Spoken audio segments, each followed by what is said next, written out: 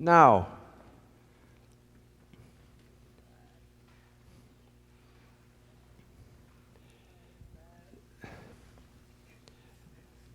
that one word, if I was to go back now and continue Mass, would sum up all the readings from today. Now. Simple word, now. It's the secret of life, the secret of happy, joyful living. When you listen to the Gospel this morning, which we have just read, where were your thoughts if you were listening? Did you see it as a threat? And that's how most people see it, that the Lord somehow or other is going to catch you when you least expect. That's how most people see that. That is the totally wrong interpretation of the Gospel this morning. Because that's bad news. That's not good news, which is the meaning of the Gospel or of the Word. So it's nothing to do with about what's going to happen next year, or 10 years' time, or 20 years' time. It's about the here and now. Being in the now. Way back in the year 250, Irenaeus, a doctor of the church, one of the early doctors of the church, said, "The unaware life is not worth living. The unaware life is not worth living." And unfortunately, most of us, and I include myself, for most of our lives, we are living in totally unawareness. We're either in the past or we're in the future. And we're rarely in the present. And God is always in the presence. And we are rarely present to the presence. If you just analyze or examine your thoughts over the last couple of days, you'll find that you almost invariably think of nothing new. You have, most of us, I include myself, it's not you, it's me too. Most of us have more or less the same thoughts every day. We're either in the past going over some event, or we're in the future worrying about something that's not real yet, but we're rarely in the here and now. And so we're not aware of what's happening around us. When we listen to the Gospel this morning, it's not about Jesus coming in 10 years' time or 100 years' time or 1,000 years' time. Advent is always. It's not the few weeks or the 4 weeks before Christmas. It's always. Christ is always coming to us in thousands of different ways. Look, we live in the presence of the Lord. We live in the presence of the Lord, and you cannot live any other way, whether you like it or not. We are always in the presence of the Lord. Now that's a wonderful thought. We are always in the presence of the Lord, but we're not always present to Him. Does that make sense? We're not always present to Him. We have a saying in Ireland, and it fits the bill here. They say about somebody who's, away with the fairies, or I mean, I don't mean to use that word, but you know what I mean, away, yeah, someplace else. All the lights are on, but there's nobody at home. All the lights are on, but there's nobody at home. And people are often like that. People a lot of people, because you're so used to it, you sleepwalk through Mass. No, you do. There was a priest one day, and he thought he was giving a very good homily, and during his homily, a man got up and he walked out. And at the end of Mass, his wife came to the priest and said, "Father, I'm very sorry that John walked out this morning during your homily. I hope you didn't take it personally." Well, he said, "Yes, I was a bit upset when he walked out." "Well, don't worry, Father," she said. "John has been sleepwalking for years." But it's very, very true. I mean, you just listen this morning to the words you're saying at Mass, to the prayers, and very often I listen intently to you, whether you believe it or not, and I look at you and I listen to you, and very often it's just rote, just.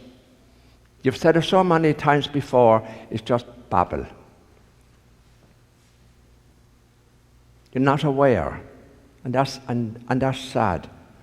You're not really aware of what you're saying. And I sometimes, instead of celebrating Mass, I go to Mass because it's an education. And I look at the priests going through the motions. And very often I think, he's not even remotely here. He's someplace else. The words don't mean anything to him. And I'll give you two classic examples. You know, at the part of the Mass where at the offertory the priest says, "Pray now that my sacrifice and yours may be acceptable to God, the Almighty Father." He's asking you to pray that the offerings may be acceptable. But instead of looking at you, he's turning over the pages, totally ignoring your reply. Now, I put my head on the line here.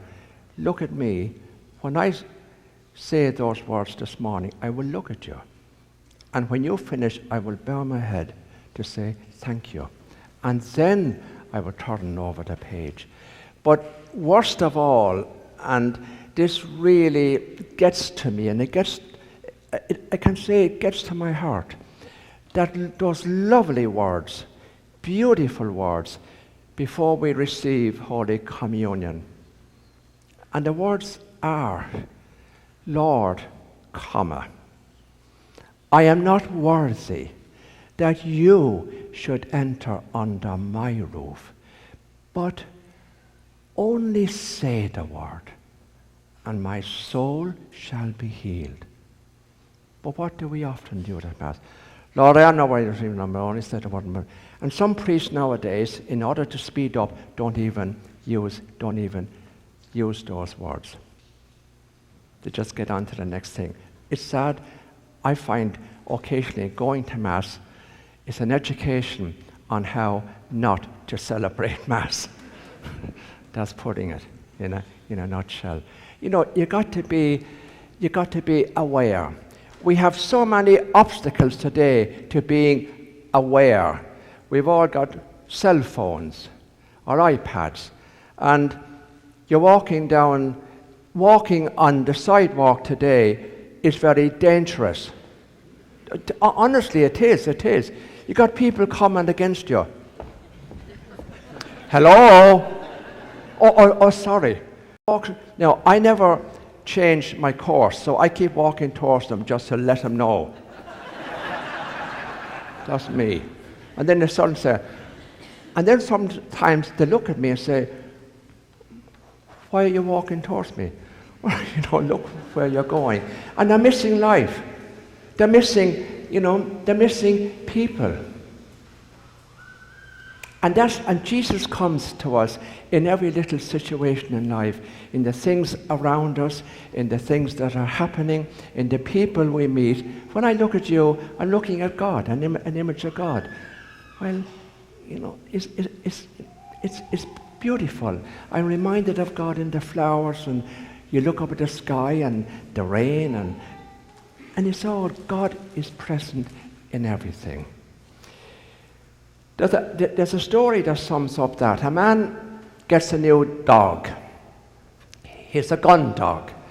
And he takes him out shooting, and he shoots a duck over a pond, and the duck lands in the middle of the pond. And he says to the dog, "Fetch." The dog walks across the water, fetches the duck and brings it back. And the guy goes, "Guy." So a little while later, he shoots another duck, which goes down in the middle of the pond, and he says, "Fetch." And the dog again walks across the water and brings the duck back. So the guy at this stage now is really amazed at this new dog he's got. So he can't wait to tell his neighbor.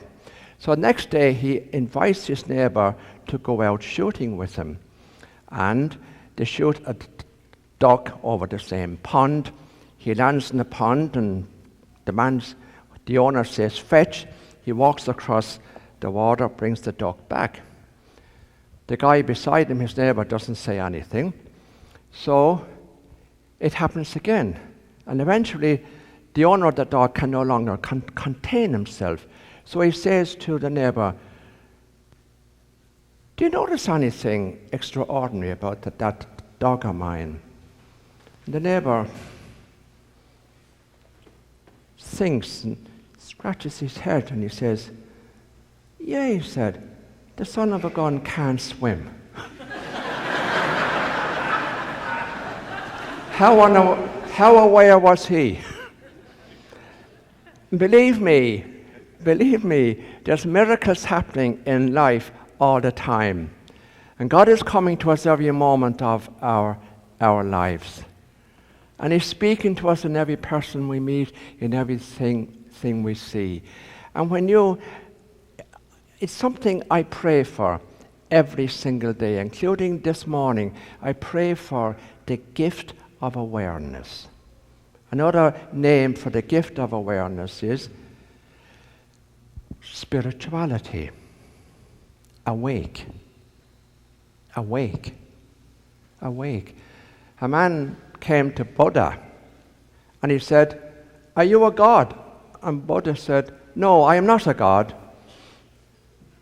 "Are you an angel?" And Buddha said, "No, I am not an angel." The man says, "Are you a prophet?"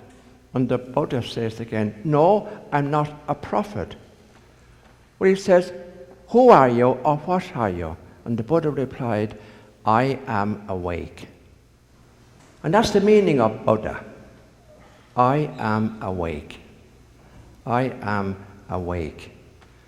And when you are awake to the Lord in every moment of your life, it will bring an indescribable joy. You will have a whole new vision. And that's what Jesus is talking about in the gospel this morning. So now